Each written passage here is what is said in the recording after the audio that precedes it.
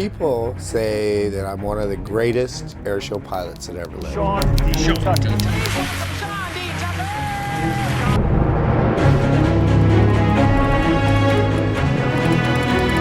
But in my mind, still a student of the art form, if I started thinking that I was the greatest airshow pilot that ever lived, I'd be an immediate dead man walking. Hi, this is Sean D. Tucker, and welcome to my office.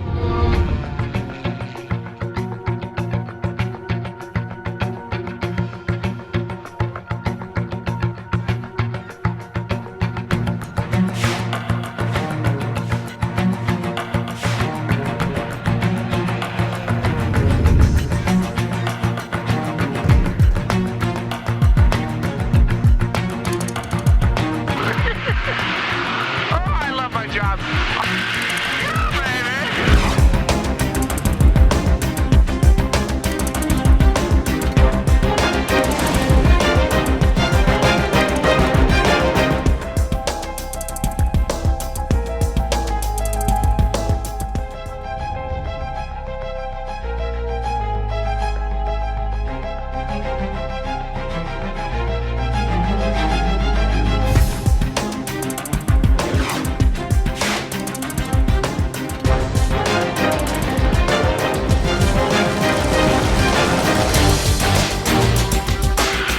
Oh, yeah. This is called the best seat in the house.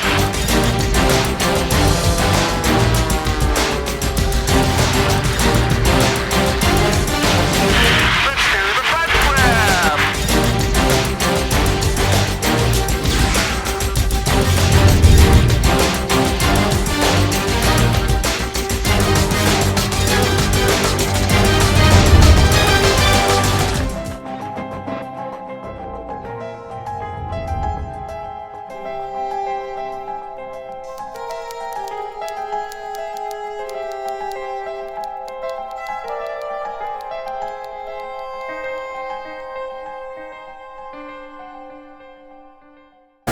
Good evening, ladies and gentlemen. I'm Jack Daly, the John and Adrian Mars Director of the Smithsonian's National Air and Space Museum, and it's my pleasure to welcome you tonight to the Stephen F. Woodrow Haase Center. We're here to celebrate the remarkable career of the greatest stick and rudder man who ever lived, our friend Bob Hoover. Bob is a living legend among pilots, a self-taught aerobat, World War II fighter pilot, military and civilian test pilot, and aviation ambassador. It's no exaggeration to say that Bob Hoover has made significant contributions to every aspect of modern flight. Bob couldn't join us tonight, but he's watching live the webcast from his home in California. And so we have something that you're going to have to participate in. I'm going to count to 3, and we're all going to say, "Hello, Bob." You got it? Do you think you can? Do we need to practice, or do you think we got this one? Okay, ready? 1, 2, 3. Hello, Bob. Society Okay, I'm sure he got that. contributions in raising funds for the greatest. I would like to thank the Aerospace Society who have made all of these contributions in raising funds for the greatest museum in the whole world. And it's my privilege to be here and ask all of you to appreciate what you have done by your assistance in making sure that the people throughout the world know that you believe in aviation and aerospace. I want to bring up a name that is very important to me, and that's Jack Daly, General Jack Daly.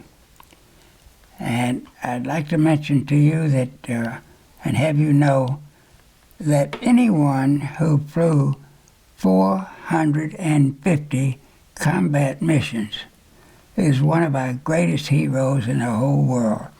Jack has almost every award that one could receive.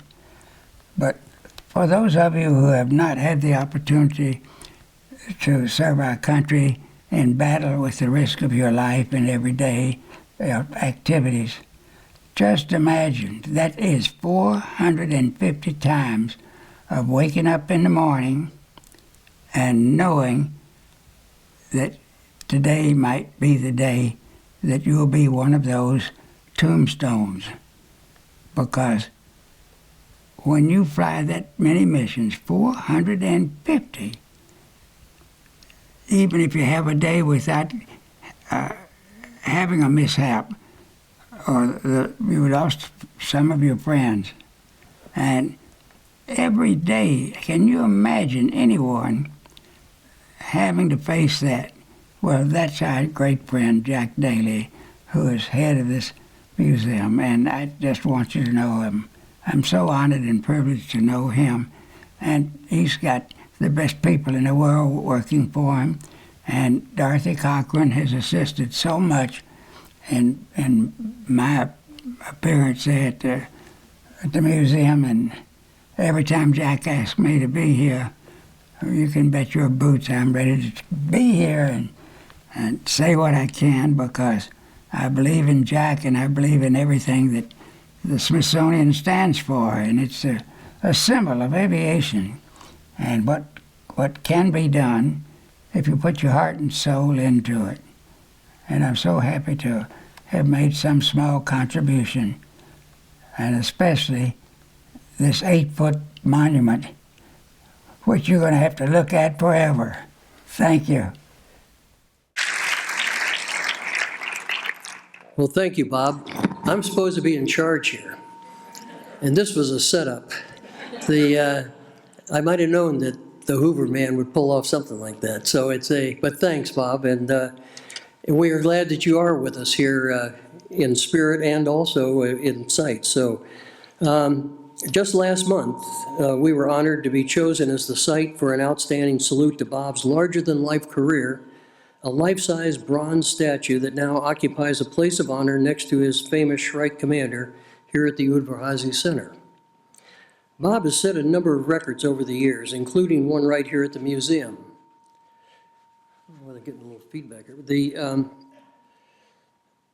The day the Shrike Commander arrived, Bob talked the tower into letting him make a pass, so he dusted off our observation tower, and then he landed, taxied down, and we're all standing out there waiting to receive the airplane. He taxied right by us into the hangar. We tried to throw chocks in front of him, anything we could do, and we had told him we were going to, we needed to have the props feathered, so when he got in there, he ran it up, so he could get, when he shut him down, he could get him into full feather. So it's he was delivering his airplane, and by God, we got it. Bob remains the only pilot to ever taxi his aircraft directly into the Boeing aviation hangar, and we intend for that record to stand forever.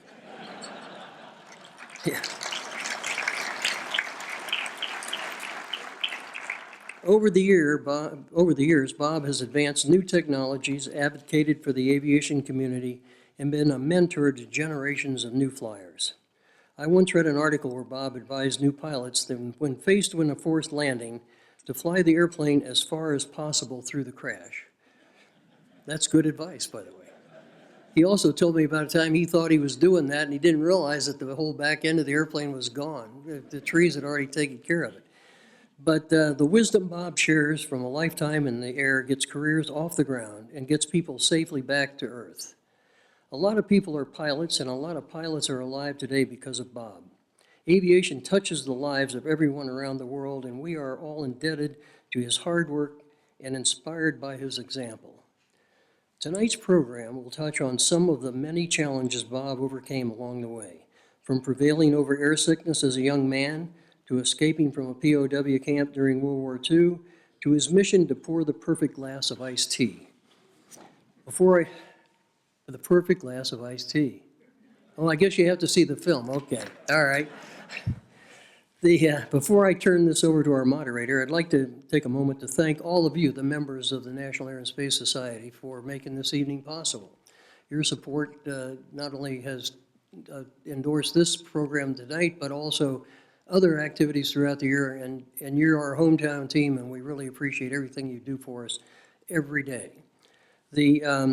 Every year you raise the bar with the generous support, and there are over 7,500 NAS members now. And the Society raises more than $1 million per year to support the programs, events, and exhibitions that make us America's most popular museum.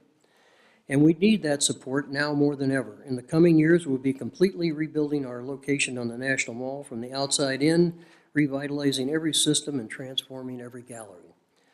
As longtime patrons, you are aware of that our federal funding covers just a portion of our budget requirements, and it's because of sponsors like you that we can deliver on missions to share the story of flight with the world. On Friday, July 1st, we will host an all-night celebration, which will be our 40th anniversary. And that will also be the opening of the Boeing Milestones of Flight Hall, which is currently in renovation. So it's going to be a big night, and will be a special breakfast for NAS members following the overnight festivities.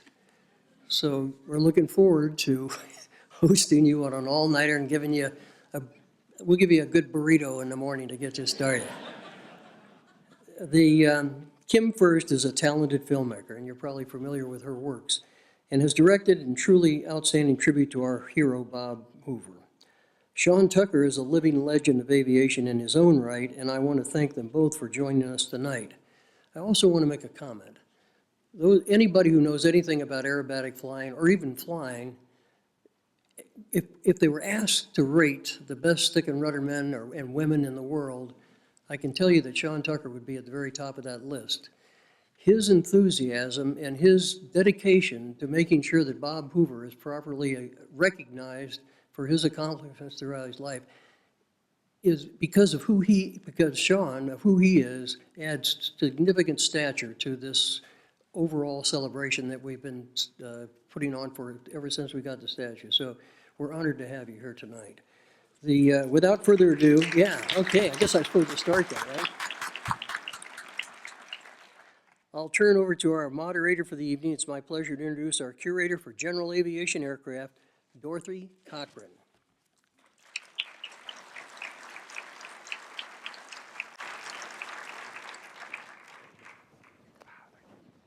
Well, good evening, everyone. Thank you so much for joining us tonight. We're delighted to have you here, and we're excited to give you kind of a behind-the-scenes tour of Bob Hoover flying the Feathered Edge. And we're going to find out how this came about, and I think you'll find out this evening a lot of why everyone celebrates Bob and why we were so eager to have him be a part of this museum. Way back when I was first offered the airplane, and then just things that have happened with Bob, and every time we've asked him to come and visit. And these two are definitely going to illuminate, some things that you may not know about, and I'm really excited about it. I don't want to say too much and take their thunder away. So I'm going to ask him the very first question, and that's to find out, how did you come about to do a documentary on Bob Hoover? Well, first of all, it's a huge honor to be here. I've loved aviation and aerospace since I was a kid. I grew up in Loudoun County, and I used to have to go all the way to the mall to go to the National Air and Space Museum in the summers to see the things that inspired me as a child. So to actually be able to speak to this audience and to be here today, having just spent the last 4 years, elbow deep in the history of Bob Hoover, is a huge privilege for me. The gentleman sitting to my right actually has a lot to do with why I ended up doing this documentary. I was searching for a story. I was searching for an inspiring individual who is in aviation and aerospace whose story I could tell. And I was I befriended Sean because I've been the film editor on a number of aviation and aerospace pictures. I was the film editor on a movie called 16 Right. I edited some stuff for Wings Over the Rockies Museum with Harrison Ford about bush flying in the Rocky Mountains, and flew around with the Horsemen for a while, do 3-ship P-51 flying. And I was looking for that story that could capture my attention, and was poking around Sean at air shows, and he said, "Let me introduce you to someone who inspires me." And thankfully, he invited me to a coveted Bob Hoover dinner. There were about 9 of us in the room, and everybody was incredibly significant in aerospace and aviation. I was just a fly on the wall. By the end of that night, I knew I'd found my documentary subject. and I've been privileged that I've been able to tell the story. So I could say, let me say something. Coming here. First of all, it was going to be a pretty easy sell to Bob. Kim is not only talented, she's beautiful, and you know what, Bob just really wants to work on a project. He just was really excited to work on a project with you. Weren't you, Bob? He's watching. So it was really it was a magnificent evening. Bob was at his finest, but truly Kim sold the project. He was honored to have this opportunity. Well, it was mutual. I'm sure we could actually tell you all kinds of things about the process. I'm going to start off by giving you a little bite of it. Quick clip. So much of what I could say about Mr. Hoover you're going to see in the work of the film. So without too much ado, here's our first selection from Flying the Feathered Edge.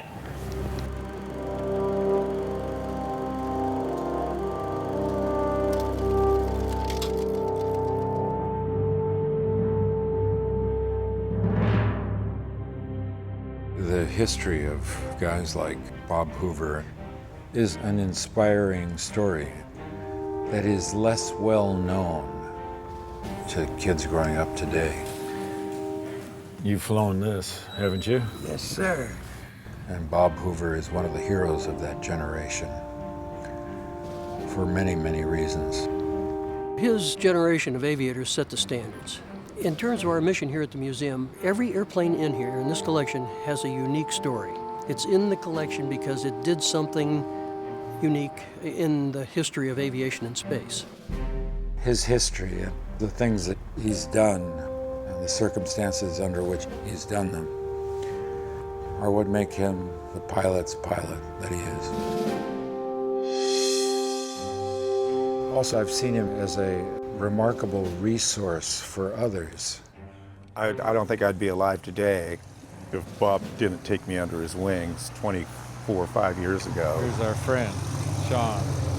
And make sure I played by a certain set of rules. I had a lot of passion, and I had some pretty good skill sets. I didn't know where the box was. Don't push it over that edge. Smoke's coming on now. Here we go. He still tells me when he thinks I'm pushing the envelope too much. Vertical altitude, 800 feet. Half roll, turn vertical. Now we're negative. Without mentorship, without people who care, I wouldn't have made it. Mr. R.A. Bob Hoover. How are you, my Sean friend? D. Tucker. How are you, my friend? I'm great.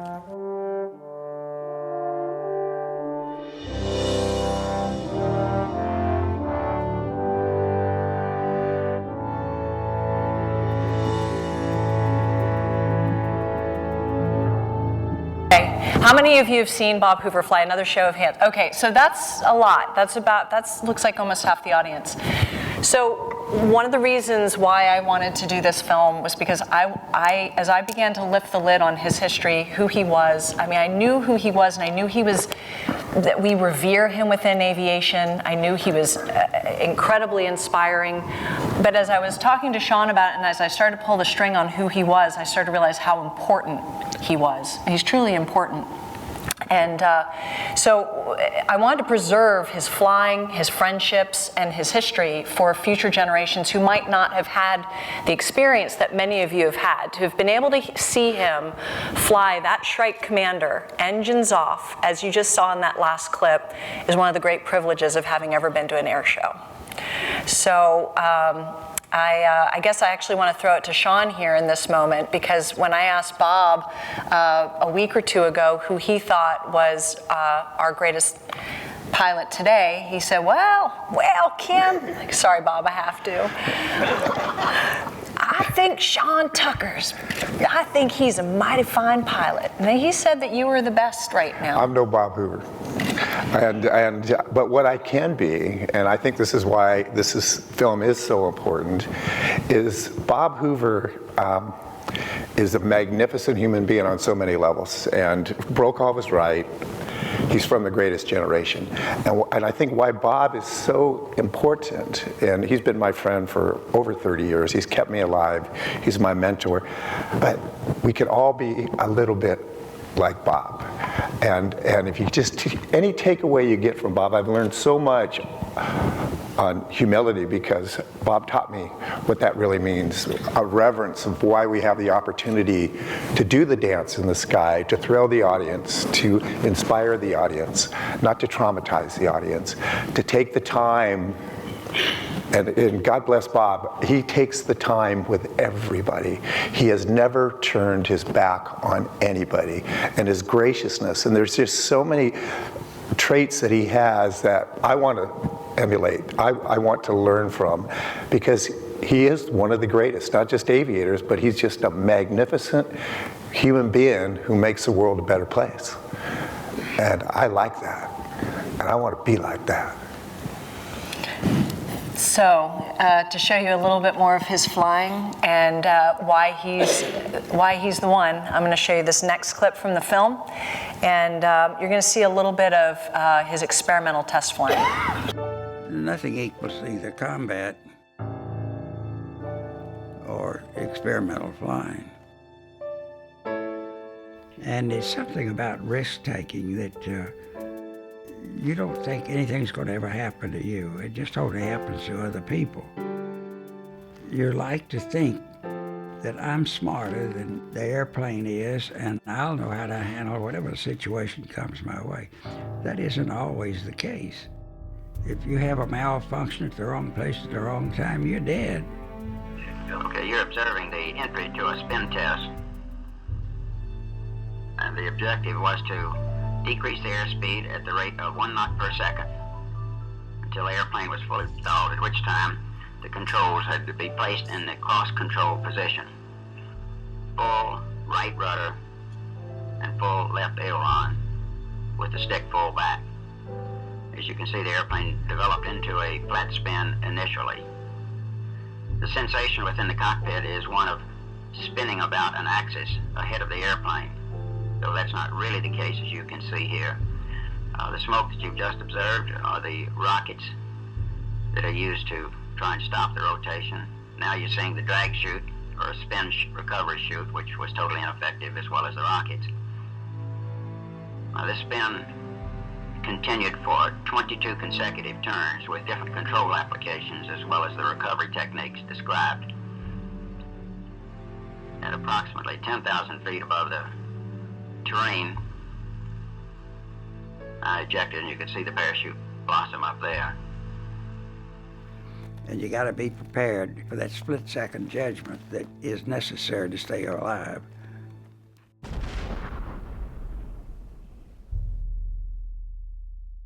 And so has it been with the air show work. There were many times that I've just played lucky, because whatever happened at exactly the right place in the right time. I had to have the right circumstances to have survived. Sometimes you do have the right circumstances, and sometimes you don't. Malfunction here was a boat had fallen out on the left wheel. Gear was frozen in the up position. I had the left half of the runway foamed down so that I could keep the right wheel on the dry surface for braking purposes. And the intent was to land it as slow as possible. There's the power going off. You can see the blades begin to change their speed. You can see that there's heavy braking going on because the tail is still in the air, even though the wing's down. And at that point, of course, I couldn't hold it any longer.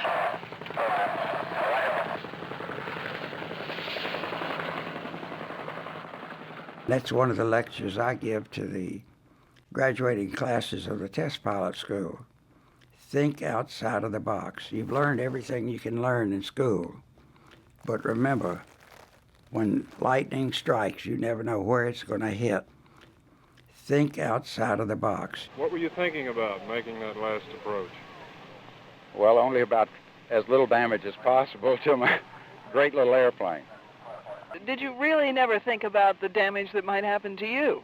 Well, I've been a test pilot all my life, and you don't dwell on those thoughts. Was this the closest call you've had in a long time, or what? No, not really. So we have a 60-year, 70-year career that you have to tell in 90 minutes.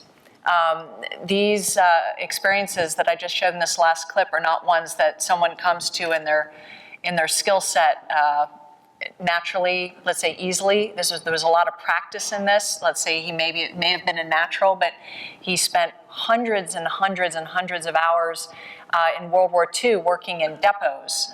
He was wanted to fly combat, but as it so happened, he was stationed as soon as he got overseas in a depot. And one of the upsides of that was, one of the things he had to do was he had to fly, for the first time, hastily assembled aircraft that were being brought over on ships. So he had every single failure that you could possibly come up with that was happening because they were being put together by indigenous labor. That you could say, you know, okay, put this together this way and that together this way, and you know, so there were mishaps. And so all the way back to World War II, he had an unusual set of circumstances that were helping to shape what was already a talent. And I'm going to share this next clip with you where we have a lot of his friends and people kind of talking about like what it was that actually, what distinguished him and his flying career. And Dorothy, you kicked this one off, as a matter of fact.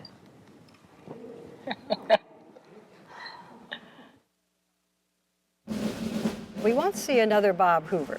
Bob has spanned generations of pilots. He's been everything from military to test to business to air show, a good businessman himself. You're not likely to find anyone who can fill all those categories again. And so importantly, he's been sent all over the world by our State Department, by the military, to specifically perform at air shows, interact with other countries and other pilots, and it's unlikely you'll find anyone with all of those skills again.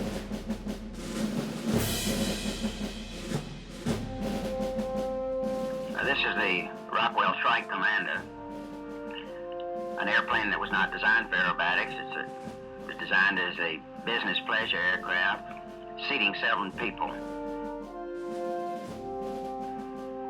And here you're observing an 8-point roll. And this is being accomplished with both engines feathered, and you stopped, and you'll see the propeller standing streamlined into the wind, or feathered. For the crowds, Bob adds a touch of humor with what he calls his Tennessee Waltz maneuver. With landing gear and flaps down, he makes an approach known to pilots as a falling leap side slip. This sort of thing is usually done only in fighter planes. Well, there's a lot of swagger out among the fighter pilot community, and a lot of people claim to be the world's greatest fighter pilot. They have on their name tag, Joe Blow, WGFP. Well, Bob Hoover was the world's greatest fighter pilot. Bob is famous for his demonstrations of conserving energy in an airplane with the engines shut down purposefully. Flight maneuvers in which he creates airspeed and translates that into altitude and then continues to manipulate those two factors. By energy management, I mean you're pulling the airplane up and you want it to go over the top like this. He knows just when that moment is so it doesn't stall and come back down like this. And he can get on the ragged edge better than anyone that I've ever seen. He was a god to a lot of us younger fighter pilots. He did so much for the flying game in general, the Air Force in particular, that he's looked on as a god. The lessons that I took from him, and also the lessons that the nation took from him, and this is really important. Energy management is the secret to aerial combat. The pilot who can maintain his energy level, in other words, speed usually, at the higher level is probably going to win.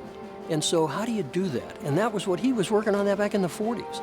Well, now, Top Gun and the Fighter Weapons School and all these things that have come recently train pilots to think like that. And love to pick Bob Hoover's brains about what he did as a test pilot. And I tell you, some of his stories, you know, you could make a documentary of Bob Hoover that would last for a lifetime and still not hear all the stories. And along with that, he was a great personality. You could sit down and have as good a time with Bob Hoover at a lunch and 2 or 3 martinis and then go back to work and do some serious good stuff. And He just was the all-American boy. You know, his story is in itself just an absolutely epic story.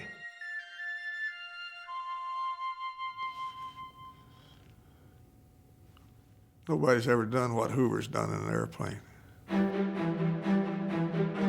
So we have someone who essentially the latter half of his career was known as he was a well-known air show performer, but he had demonstrated for the military, for North American aviation over the course of his career to demonstrate the capabilities, to show off the capabilities of any aircraft that he happened to be flying. And as far as his air show career, I thought it might be appropriate to have you speak for a moment and talk about, Bob's routine in the Shrike Commander, this engines off routine. This was something that if you look back to what he was doing in World War II in that depot, he was demonstrating, he was ringing out P-38s, which is a twin engine aircraft, fighter aircraft, long range, that, he'd have to turn off one engine and fly on that, turn off the other engine. And so he had actually developed a routine in a P-38 all the way back in World War II. And so now when the Shrike Commander came about, and they had some extras that they were looking to sell at Rockwell and later in his career, and he found a very compelling routine to do in this Rockwell Commander. And you spent a lot of time watching that routine. Mesmerized by that routine, and there's people to this day haven't even attempted to perform the same maneuvers in the Shrike Commander. So there's air shows that won't allow anybody else but Bob Hoover to perform those kind of maneuvers with the engines out, because it is the feathered edge, because you're right there, and it took Bob his entire life to have that touch. And Bob has a touch that not many of us get to, and I have never seen that routine duplicated since. And the most mature airshow pilots in the world don't want anything to do with it because it's so dangerous. So that will, besides him flying, not taxiing anymore through your hangar, there's not going to be any more Shrike Commander routines as well. So as an airshow performer with that routine, there's another time period of his life and his career where he spent a lot of time perfecting his flying on the feathered edge.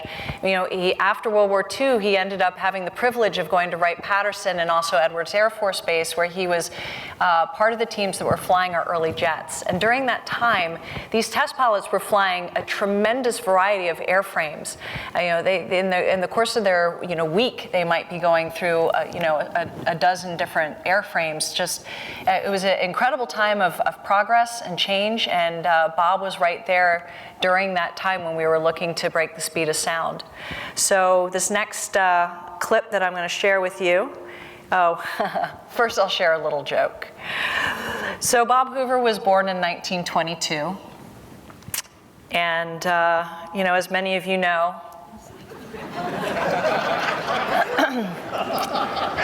sliced bread was first manufactured in 1928, so the corollary, of course, is sliced bread, the greatest thing since Bob Hoover.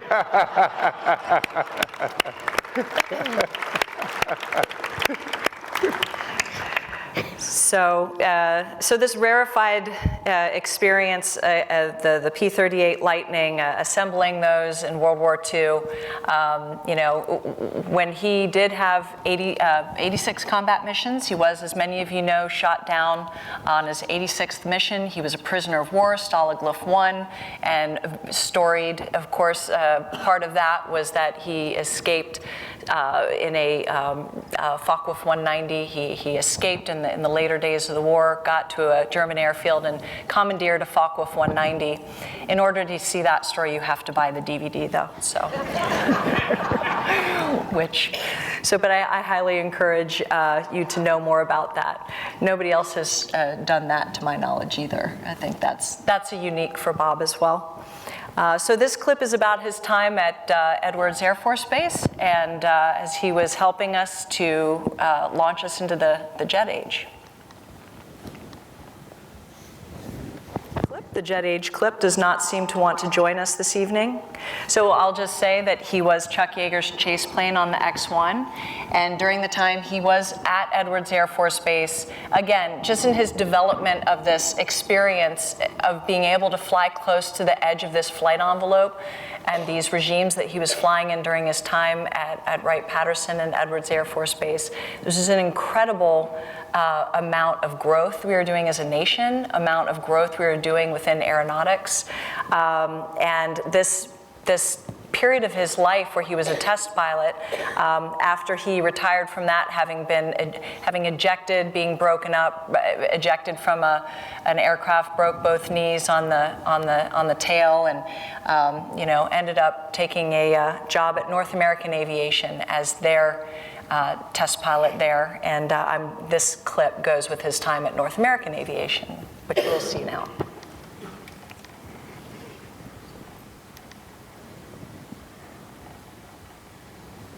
Which we will see now.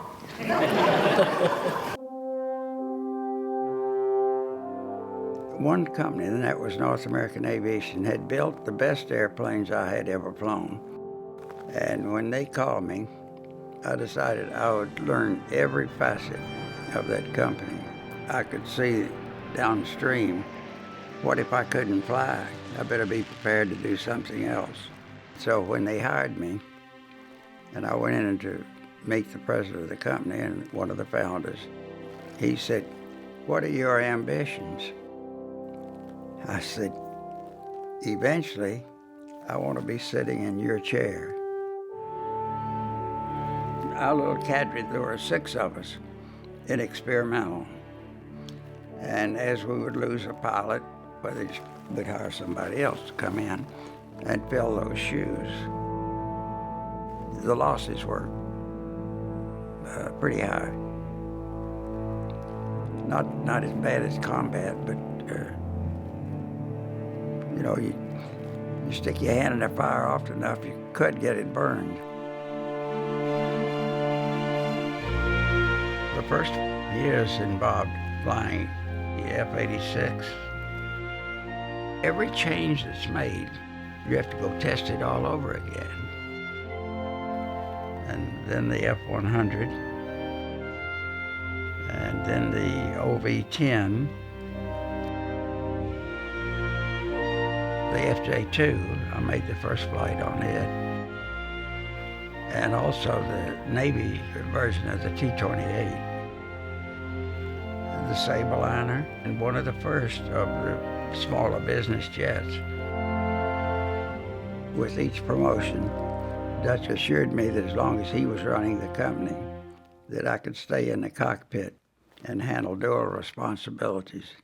And he kept throwing them at me, and I managed to luck out and surround myself with the right people, and all of my dreams came true.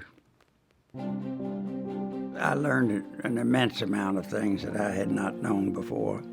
I sat in all of the top meetings having to do with confidential designs. It was an opportunity to really learn a lot more than I'd ever learned before. Our company designed the rocket motors that powered us to space, to the moon. The space division had the opportunity of building the Apollo 13, all of the Apollos that went to the moon. So we had the power plants and we had the vehicle that went to the moon.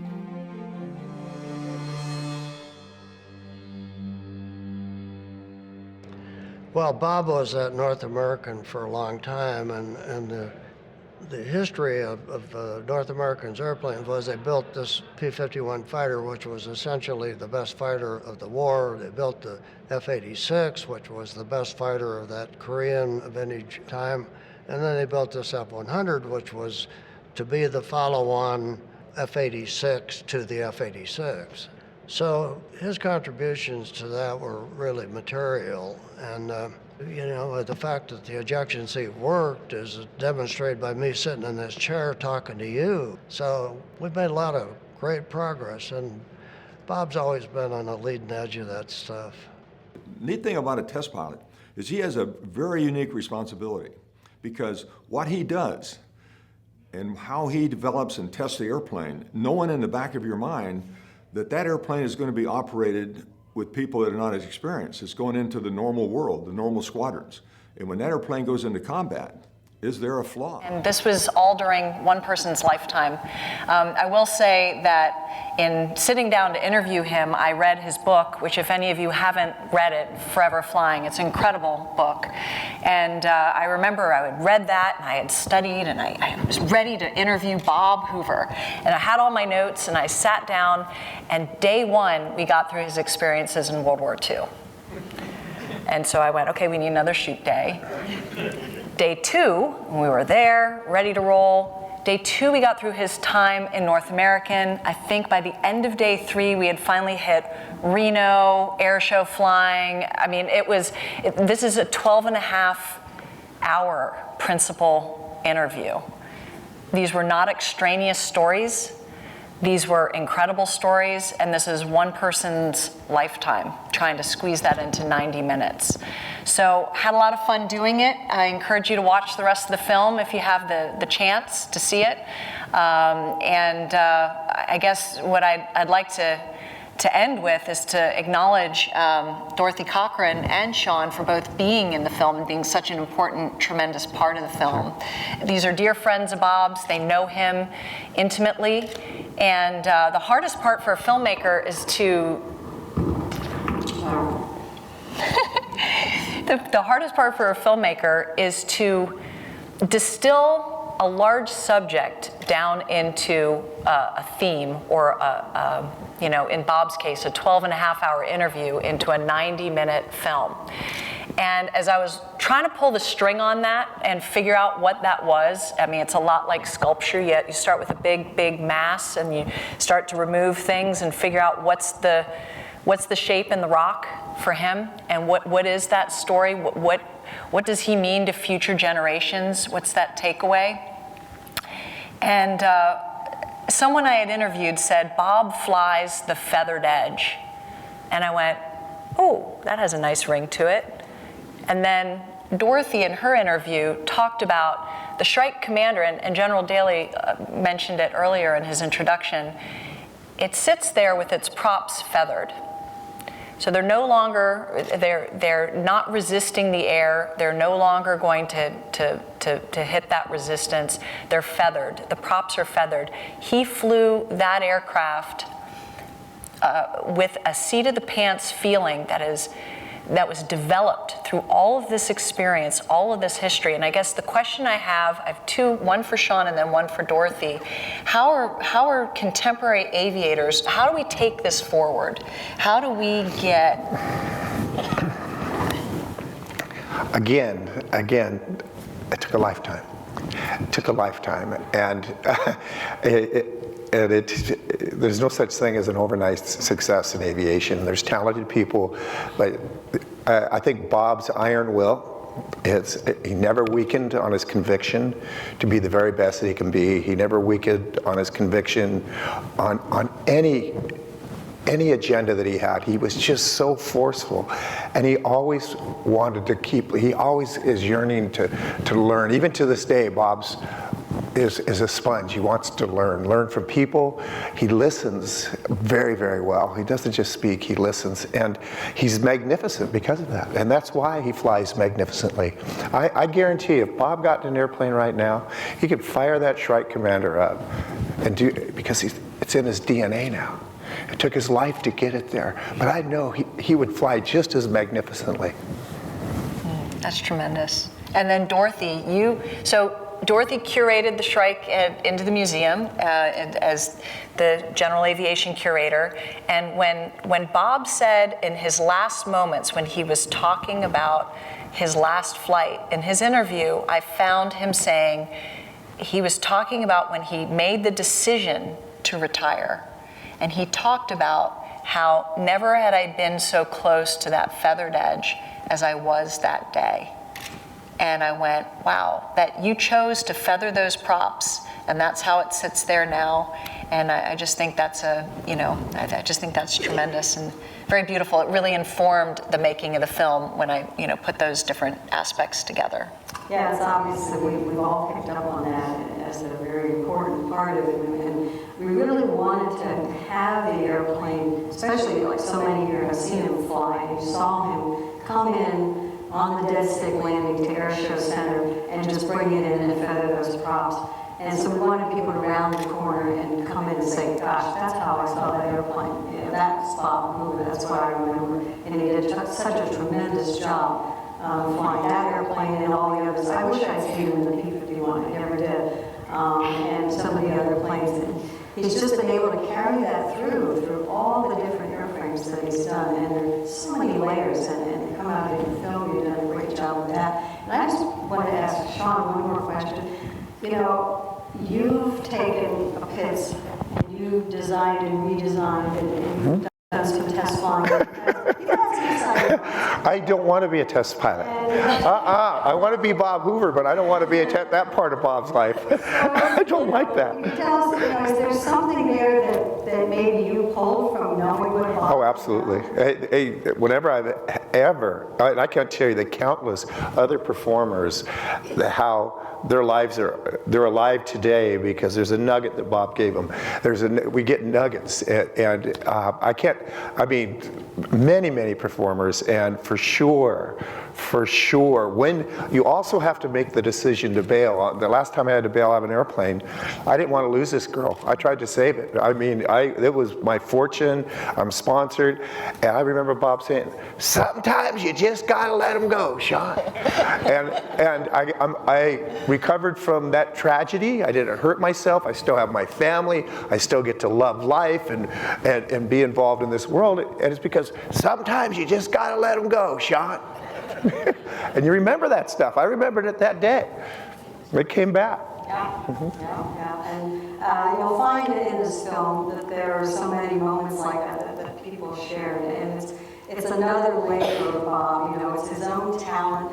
It's everything that, like Kim said earlier, he had the natural ability, and then he just worked hard and was able to do all these incredible things with all these aircraft, and he saved so many lives. The planes were redesigned because of him. There's just so many layers and elements of what he did as an ambassador around the world, and I think you're really going to enjoy seeing it. Let me check the time and see where we're at. I think we're ready for Q&A. So I'm going to just go up here so I can see the hands. Excuse me.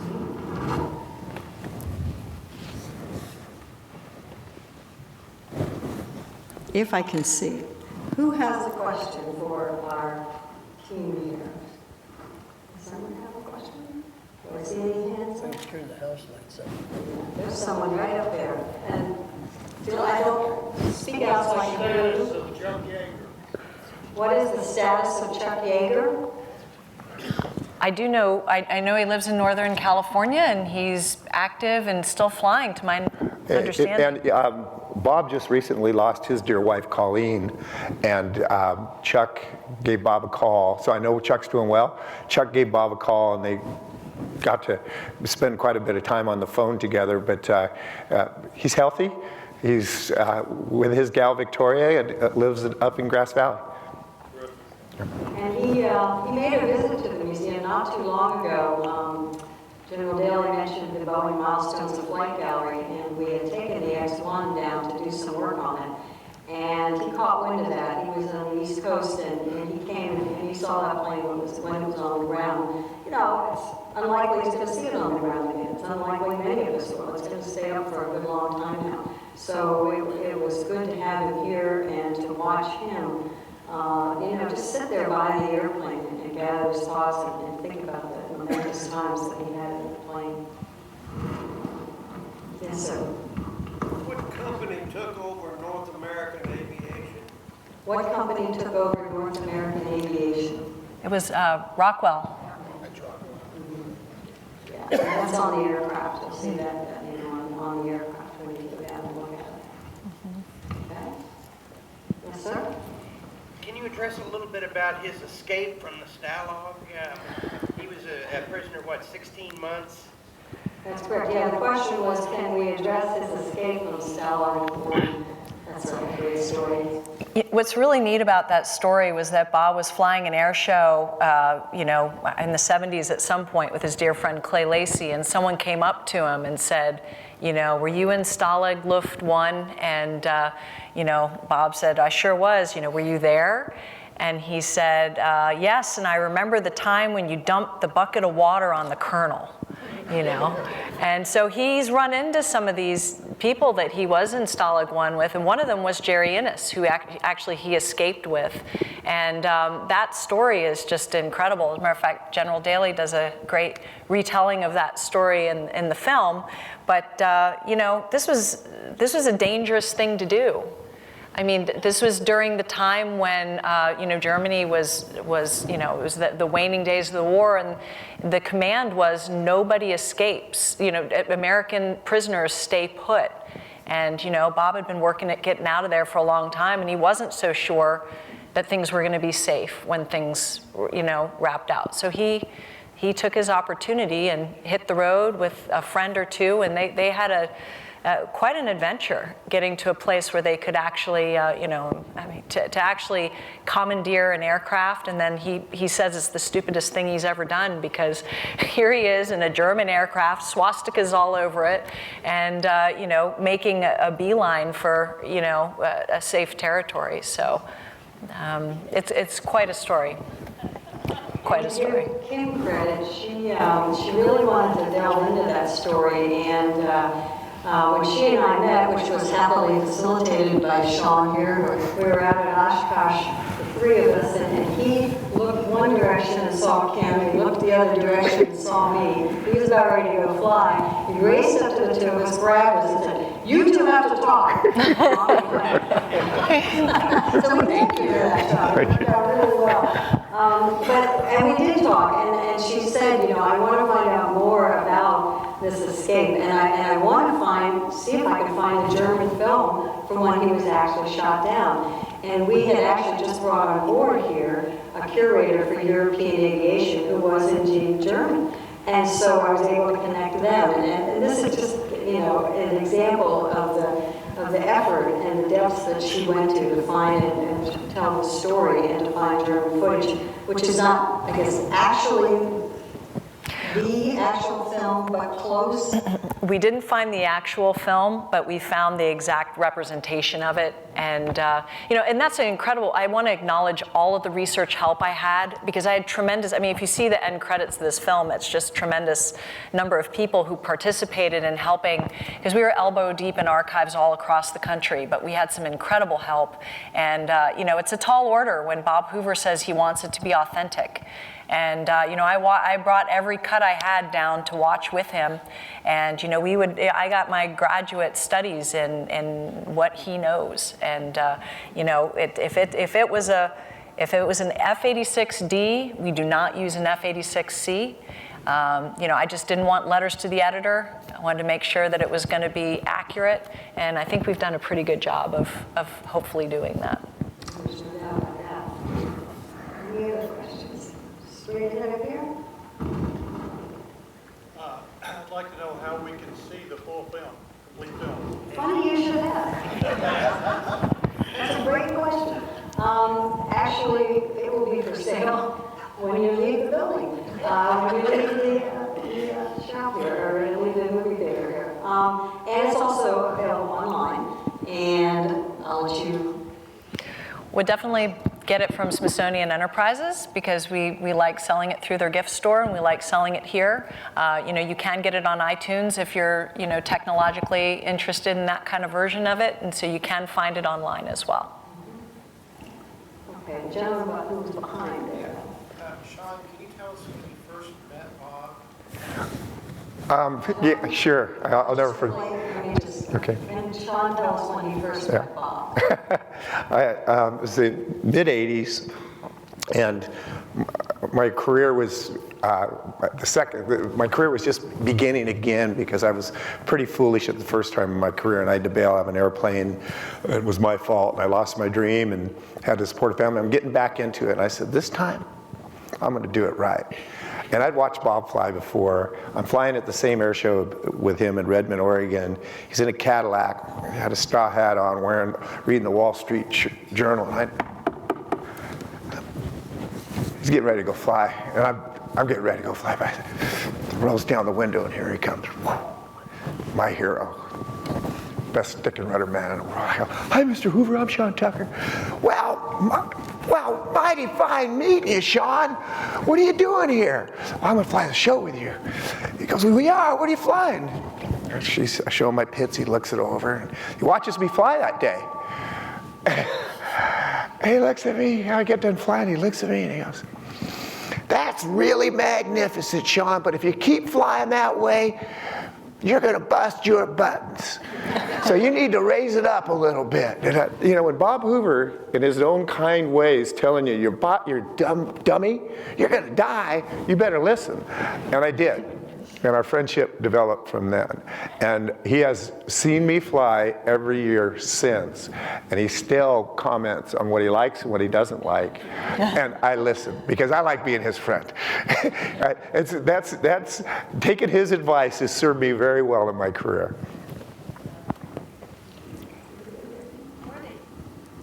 Yes. To what do you attribute not only Bob's professional longevity, but also his biological longevity?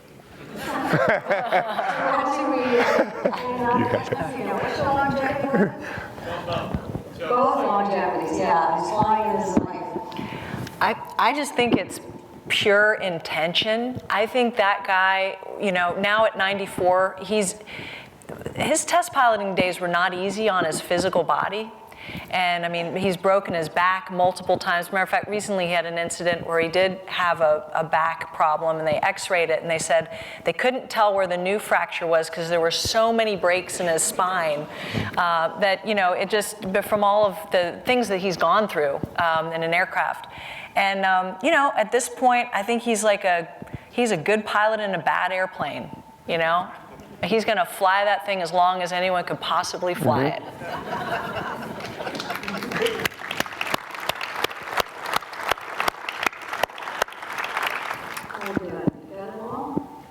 One more, okay. We usually only see his shows like in 30 minutes or so. How many hours go into his preparation for the flying magic that he's shown us over the years? How many hours go into his preparation? I think it's a lifetime. You don't learn this overnight. You don't learn this just in one practice. You not only practice hundreds and hundreds and thousands of times to be correct, but you have to think about it all the time. It has, and Bob, even though he has all this experience, I would watch him get a moment alone every time before he flew, just to compose himself, to do it correctly. I mean, but his energy was 100% engaged in that moment when he was flying. But it's a lifetime. This stuff is a lifetime to do well. There's no such thing as overnight success. You got to put your time in. Yeah, I'd just like to say that it's just been great to have you, Sean. Thank you. To give us this wonderful illumination and your wonderful documentary that both of you have worked hard on. I give credit for both of you really delving into it and putting your heart and soul into it. And we've enjoyed being a part of it, General Daly and I. I know everybody, is just great to have you here. Bob's still watching. Good night, Bob. I love you, Bob. Love you, Bob.